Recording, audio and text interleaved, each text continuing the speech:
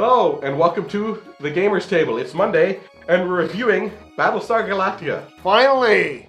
Hi! Yeah, Ken's favorite game of all time. So Expect far, this to be yeah. a long, actually, not a long review so much as expect Ken to actually talk. I talk. Oh boy. You just won't let me. Well, I love the fact that it's not a complete cooperative, it's like a semi-cooperative game. Anyway, I'm going to give you the overview, but if you haven't seen Battlestar Galactica, so...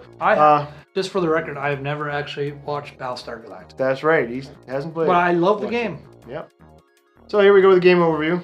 Battlestar Galactica, the board game, provides a unique gaming experience unlike most games where players win individually. Battlestar Galactica is a team game with the added complication that which players are on which teams is kept secret. Each player is secretly assigned a team at the start of the game. The two teams are the humans and the Cylons, and each team has a specific objective. The human players are trying to find the map to Earth, while the Cylon players simply want to annihilate the human race.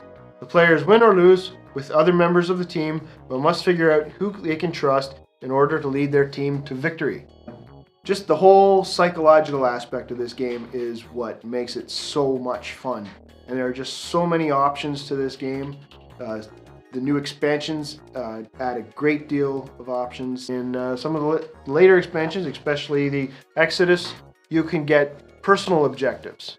And there are Cylon leaders in the second expansion, Pegasus, where they have their own objectives as well. But again, it's possible to win or lose with either side, depending on which objective card they get. Lots and lots of content, lots of expansions. These are all the characters cards from all three. Oh yeah, there are lots of characters, Lots good to variety choose of from characters. With each expansion, you got new ones. You can play, there's so many possible ways to incorporate the expansions into this, so many different options you can play. Basically following the story arc, each expansion. So the first destination would be Cobol. In Pegasus expansion, the second one, you're going to New Caprica. And in the third expansion, the Ionian, I think it's, where is it? The Exodus expansion, you're going to the Ionian Nebula. Now that's not quite the end of the series there. So who knows, there might be one more, probably final expansion coming out. I'm just guessing at this. It would be pretty cool to see that. If you have never played this game before, and you need to clarify one thing from the objective. When you start out the game, it is possible that you are all human at that point.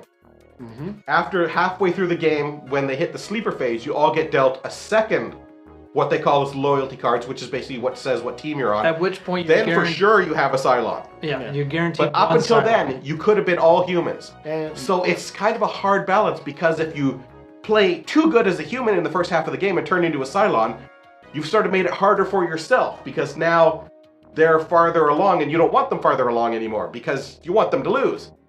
right, and I don't know. Personally, I find it hard to sandbag. When I'm playing on a side, I'd like to play to my best ability. Even, unfortunately, sometimes I switch during the sleeper phase, and it's kind of like, wow, this is going to be really hard now.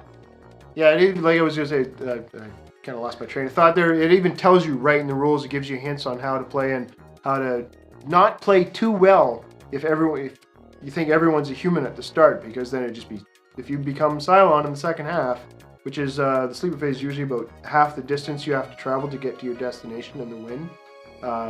It can be very difficult for the Cylons to win in the second half. But if you don't become a Cylon, you kind of kick yourself because, Yeah. I just shot myself in the foot. Kind of, yeah. And this game encourages table talk of the tournament. Oh. You're a dirty Cylon, you damn toaster. No, you're a Cylon. No, you're you're a Cylon. You're all a Cylon. You're a Cylon. Yeah, you're the Cylon. I'm going to execute you. Oh, wait, you were human after all. You can't execute me if you're in Dang. a brig. You get at each other's throats. You're accusing people of being Cylons, and you don't know whether they are at this point. And it all just gets crazy. And even some of the quietest people, if you play games with them and they don't tend to speak out, will get right into this one too. So fingers are pointing everywhere. Some people, the humans cannot possibly end up looking worse than the Cylons at a point. Get your finger out of my face. Pegasus is great. That can help you a lot in the game. New Caprica, it's possible that if you end up as the Admiral and you are a Cylon, you can just abandon everyone on the left onto Caprica there, and the game can be lost just by loss of population and resources. Every turn, you play your actions, and then you flip over what's called a crisis card, which has VCR. something bad that's going to happen. Okay. That's one of the things. Notice this is like Arkham Horror in that respect. Rarely is there anything good on crisis card. It's all bad stuff. Now, a lot of times there will be skill tests, and here's when the cards that you get come into play. Different characters get different combinations of cards. Some cards will be positive towards a skill, some cards will be negative. And they'll be the different colors, and they have different values. Yeah, now, here's where you can get sneaky, because This is where you find out if there's Cylons in the two games. cards come in from the Destiny deck. You don't know what those two are, so there might be nasty cards in there already. But all the other cards are contributed by players. You collect them all up, shuffle them so nobody knows what card is what, and you start putting them up, counting them up. Now, you get one bad one out there. You get a couple good ones. You get a second bad one. Okay, they could both be in the Destiny deck. Third bad one. Okay, we have a Cylon. Someone's up to Either that or something. somebody wasn't paying attention and threw the wrong card in. You're doing No, what I never do that. I tend to do when I feel like mixing it up. I will put a +3 and a -3 both in to just cancel out my action. But all of a sudden, it looks like there's a Cylon. There might not even be one. That's what You Kate can was play doing. with characters. Yeah. That was what Kate was doing. If you're a Cylon, you don't want to help in the skill checks, but you don't want to out yourself at the same time. So you can just cancel the good card you put in by putting an equally bad card in. But like Craig said, if 3 of those bad cards come out, you know there's a Cylon in the game already. Really, But, in skill checks, when you're looking for the Cylon, make sure you're looking at the color of the skill cards and seeing who could possibly be putting those in there. Because as I said, you get colors. So this guy gets a yellow one. This one doesn't. So if the negative card was yellow, couldn't have been from her. Had to be from him. As far as the expansions go, I had Exodus.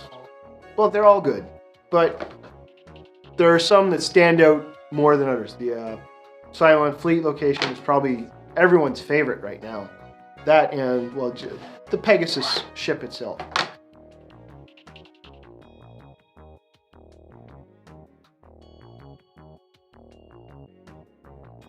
Now we've got one from, is it Samo? Yeah. Yeah, down here. This one's on Middle-earth Quest. Now for questions, there's more to the email, but we selected the last paragraph here. Now for questions and my reason for writing. I am looking forward to your review of Middle-earth Quest, as I was quite disappointed by the game, but later I realized Mike just had wrong expectations. We were just talking I about. was expecting an Arkham Horror-like adventure where you could immerse in characters, but actually immersion was quite shallow. One of the main problems for us was card combat system, which requires too much thought compared to Arkham Horror's simple resolution system. I don't like find- the card-based combat I don't find it that much bad. better than the dice roll. Yeah, Much. I agree with Chris. I like the card combat in Middle-earth Quest myself, too. And therefore detaches you from immersion. Another thing that came as weird was downtime that was caused by the first player. Yeah, and there's not caused much. There's not much. by you the can first do player about that. getting cards at the end of Sauron's turn and then looking at them for a minute or 2 or 3 or 5, all the rest waited. Well, you're going to get into any Well, game gee, you you get, kinda someone's have making to. decisions. Someone's going to take a long time. The to first think. player is just getting his cards for the first time. The second player can be thinking while the first player is looking at his cards for the first time. So of course you're going to be waiting a lot of time for the first player. Yeah, but there's also games like where you get into them and someone will do something that'll completely change your strategy, and people are going to start thinking about, oh, now what do I need to do? Then my whole strategy is screwed up, and they're thinking. And Middle-earth one Quest. person will have maybe a little leisure, maybe their plan will come through, and they'll be able to, go through it right away. But some, you never know. what's going on. Middle-earth Quest is very balanced game. If you're wasting your moves, you, as either the heroes or Sauron, you're going to lose. You have to take your time, think it out, plan it. Yeah, a lot of games. You know, don't like, want to rush. If you're the first player, you're going to take some flack. But you got to understand, if you're going to play the game and have a chance of winning, you got to take your time. And to finish off, I was later told on Board Game Geek that this is more of a strategy game than an adventure game, and I have to convince my group to try it again and see if this insight makes for a better experience. Anyway, I'd like your thoughts on this issue. Yeah, we're already. I think we just gave you Yeah, the Scotto Small. I just want your review opinion of the game. I can go other places for the mechanics gameplay. Thanks, love the videos. You're welcome. All right, great, cool. Creel, this is the guy who won the contest for Cave Troll. Excellent. Congrats again. Which, what a surprise. Another great review. I really enjoy them. Makes you want to go play a game for our Middle-earth quest again. Hey, whatever happened to the Cave Troll contest? Keep up the good work. You'll be getting your game already, okay? You just chill. You remember, the problem is we shot the episodes for January in the middle of December, so the contest hadn't ended yet. So now we're shooting the February episodes in February. We start of messed February. up on these ones because of the cold, as you'll see from the hologram episode. Yeah, cold temperature. And so, And bronchitis. What's this? What's this? What's this?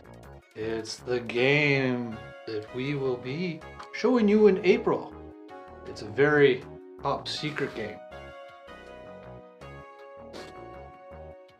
It's a very good game. It's quite a bit of weight there. Very heavy game. Gotta be careful, you don't want to be ruining it. But we will be debuting this game, revealing this game in April. So stay tuned, you don't want to miss this. Alright, And we I think played we're with ready to Silent rate this Leader. now. We're ready to rate Oh, this. Let's rate I this. don't. Excellent. I'm going to give this one a 10. Well, the only fault I can find with the game so far is just the rules. Every time you get an expansion, there's rule clarifications, alternate rules. So just going through the game, trying to figure out which ones you're supposed to play with, let's face can it, get a little frustrating even the sometimes. even the base game rulebook, sometimes it's hard to find specific rules. Well, the base It's game, not laid out. if that's all very, you got, very if that's well, all you're you know. playing with, you get to know them after a while. But with all these different combinations, How often did we play Yeah. this game I wrong? can get a little tired. a lot. But At first. I've It's given very this good. one a 10. It's my favorite, absolute favorite so far. I give Battlestar Galactica an enthusiastic 10.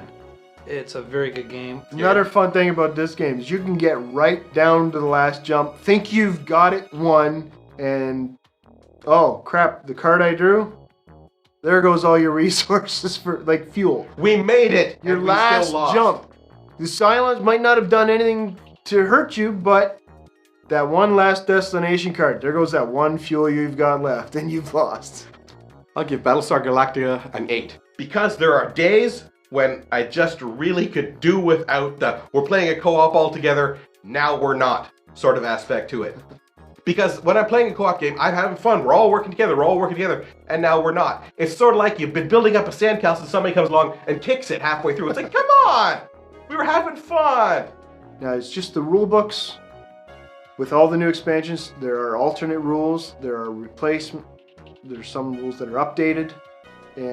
So it can be a little confusing trying to find what, the option in the actual rule books, the options. So the changes. So that's it for another episode of the Gamers Table. Join us again next week for another review of another game. Bet you Ken won't talk as nearly as much. I think you guys still outdid me there. See ya. Yeah, I think they worked it. Keeping me shut. That's I just wanted to harp on it.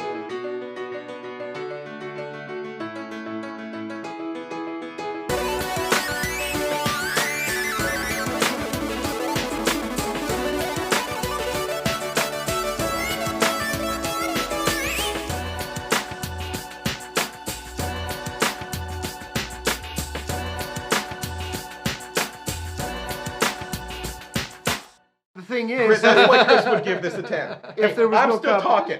Shut up. he was talking. Damn You Cylon.